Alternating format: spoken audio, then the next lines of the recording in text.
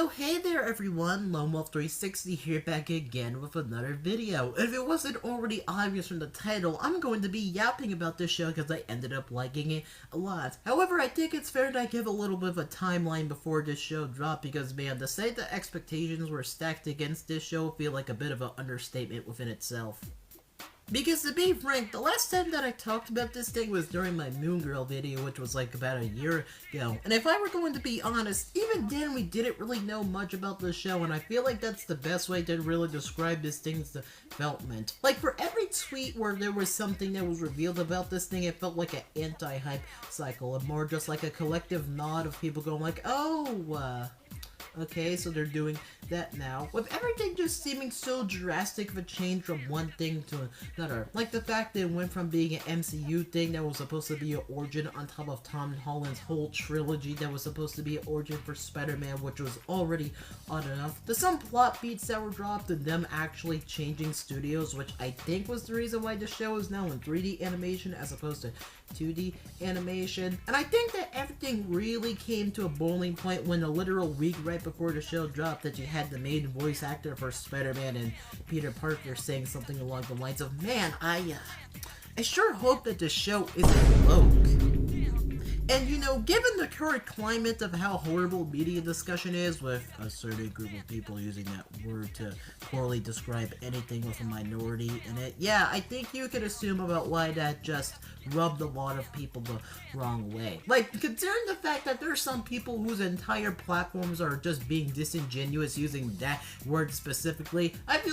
really feel like that was just like the worst nail in the coffin scenario that anyone could have literally right before your show drops, and you know, that's how it was. However, I came to the agreement, or at least had the idea that, hey, a single voice actor doesn't represent a whole project. And in all honesty, a few weeks later after this whole season dropped, I have to say, honestly, the show isn't all that bad. Now, to start off, I think it's fair that we talk about the animation, because obviously that's like one of the most important parts about any animated series, along with the fact that if you've probably been on the internet for any point in time in like the past, I don't know, year, so you probably looked at that one term going along the lines of, I looked at Invincible inside. And honestly speaking, I can't really blame people for thinking that way, like considering the fact that Marvel's had a pretty good track record when it comes to their animated shows in general, along with some of their more recent stuff really just blowing it out of the park with stuff like X-Men 97, Moon Girl, and even other things like What If to some capacity, that there's all denying that it could definitely be up there in terms of quality. Yet at the same time, I feel like my biggest criticism with this show in general in terms of its animation is that at times New York can just feel so empty at times. Like sure, there's times where the animation can seem pretty good and stuff like the fight scenes, or in a few times where they actually do something cool like using comic panels or stuff like the intro or outro, but then at other times there's other moments where something can just feel off, so I can't necessarily blame people for thinking that way. However, I'm not gonna say that I hate the vision entirely, because things like the inspired art style along with a few other things like the comic panels and the choreography can be pretty good at times, though I definitely feel like there's some room for improvement in later seasons down the line. But of course, let me also move on to the stronger point about the show, which has to be its characters.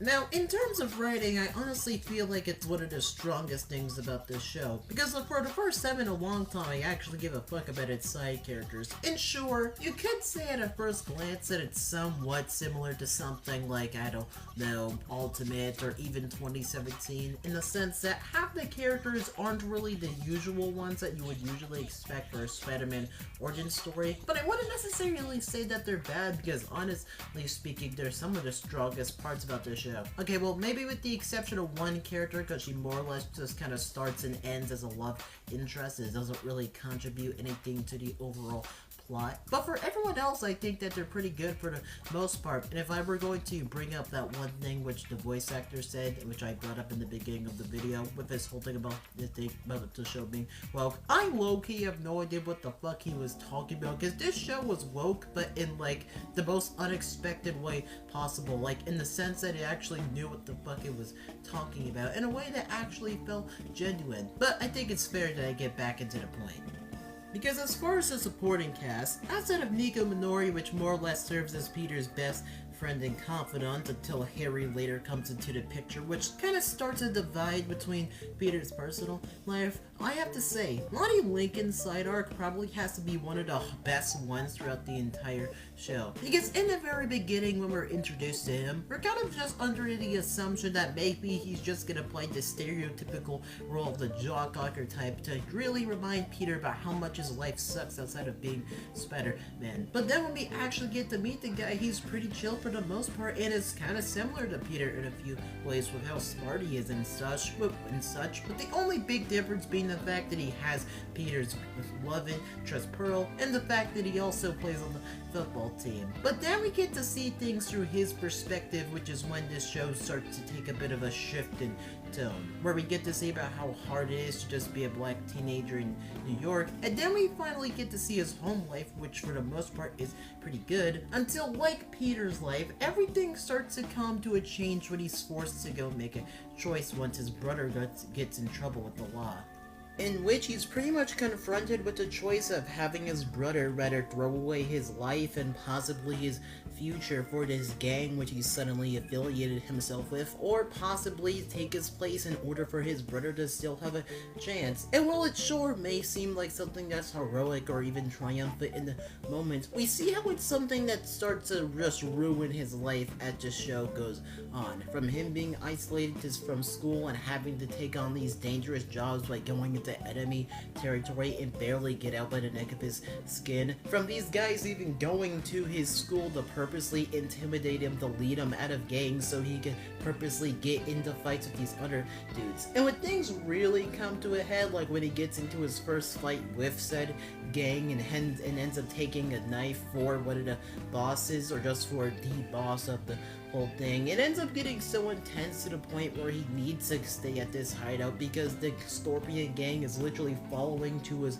house and literally might put his own family in danger. Not to mention that when we finally do see Scorpion don the suit, about how things get even more tense, because by that point when when Pearl and Peter finally find out about this whole thing and try to get him out of this situation, he's too far deep in to actually leave the gang because he feels some sense of loyalty. And it sucks to see this because you know that he's a good person, and it just sucks to see how he's in this generally shitty situation as the show continues. And that's not to mention another character which I have to say is just so fucking good in this show, which has to be Norman Osborn.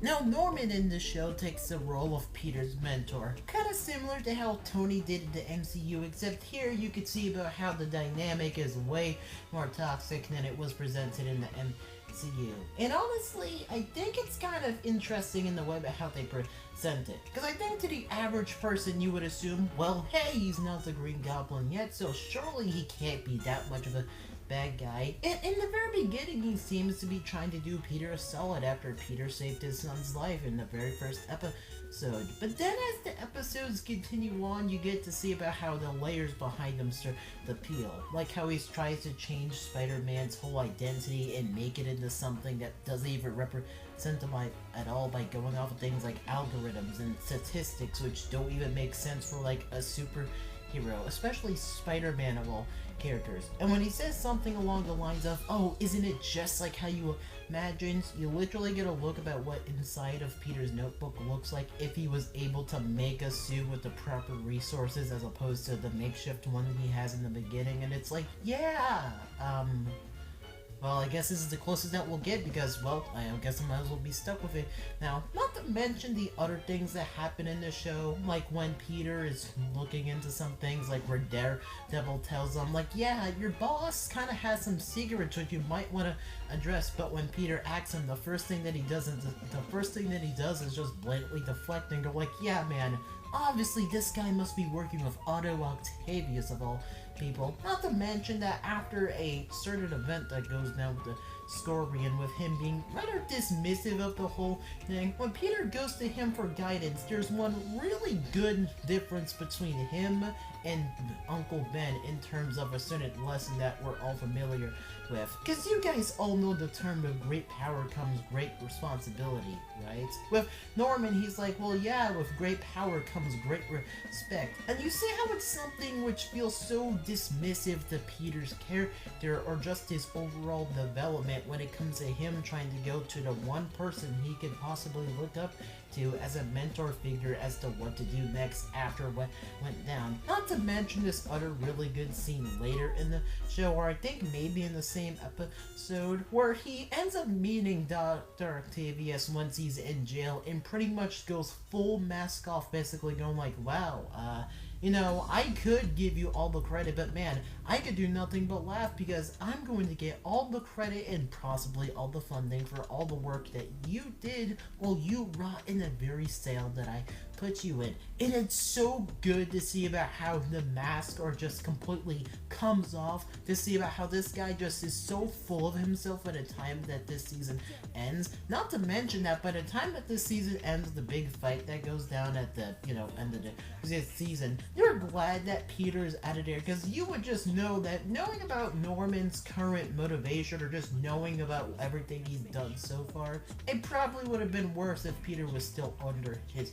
wing. So overall, when it comes to this show's story and everything, I think it's pretty good for the most part. Is it a perfect Spider-Man show? No. Because there are some criticisms that I do have. Because, for example, despite me praising Lonnie Slider for possibly being one of the strongest things in this show, at least in season 1 so far, I do feel like the whole thing with the whole consequences regarding it just aren't as strong as you would expect them to be. Because yeah, him getting isolated from school and kicked off the football team is a big deal, and seeing him throw away his jersey to just fully embrace being the leader of the 101st is a big deal. However, at the same time, the most of his personal relationships get strained is just like him breaking up with his girlfriend as opposed to his family just being like, hey, what's going on, and anything just really stopping and ending at the whole secret between him and his brother knowing, which is just kind of lame and all, honestly. But maybe they'll elaborate on that in further seasons, considering the fact that he did lie to his folks on the 2